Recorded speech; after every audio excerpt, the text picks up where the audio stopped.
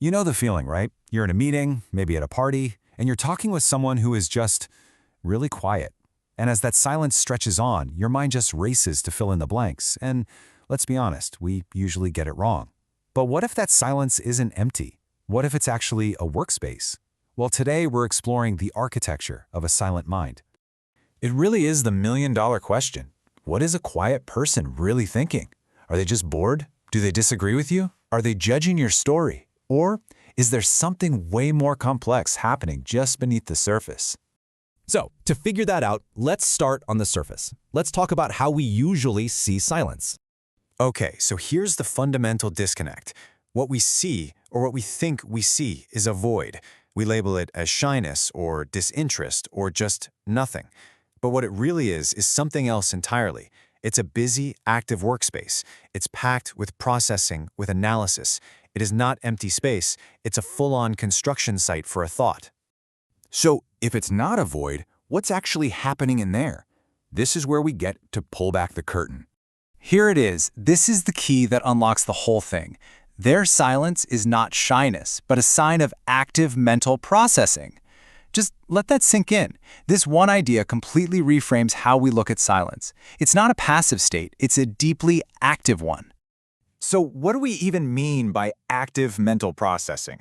Well, it means that before a single word ever comes out, a huge amount of work is being done behind the scenes.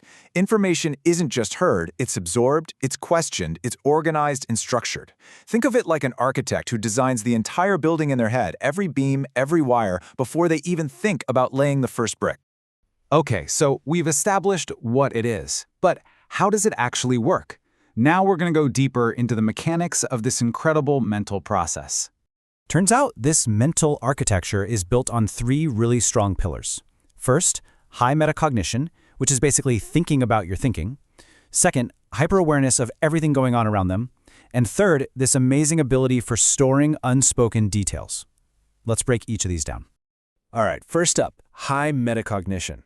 This is like having a built-in quality control system for your own thoughts. So instead of just having an idea and blurting it out, they run it through this intense internal checklist.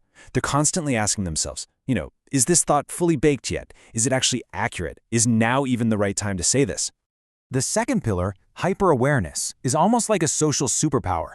It's this incredible talent for reading a room, for picking up on all the tiny subtle cues that most of us just miss. And this is exactly what allows for that third pillar, storing unspoken details. See, they're not just hearing the words being said, they're absorbing the whole social and emotional landscape. That tiny shift in someone's tone, a hidden meaning behind a phrase, a flicker of an expression, and they're filing it all away as important data. So here's how it all comes together, and this happens in the blink of an eye. First, they absorb all the social data, not just words, but tone, body language, the whole vibe.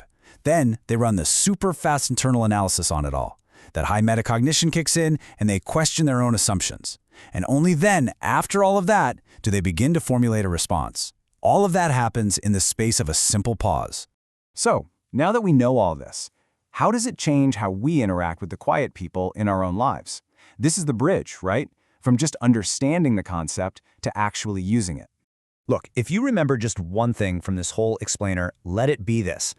Silence is an action, not an absence. It's not some empty space that you need to fill. It is the mind actively, carefully, and deliberately building a thought. So I'll just leave you with this one question to think about.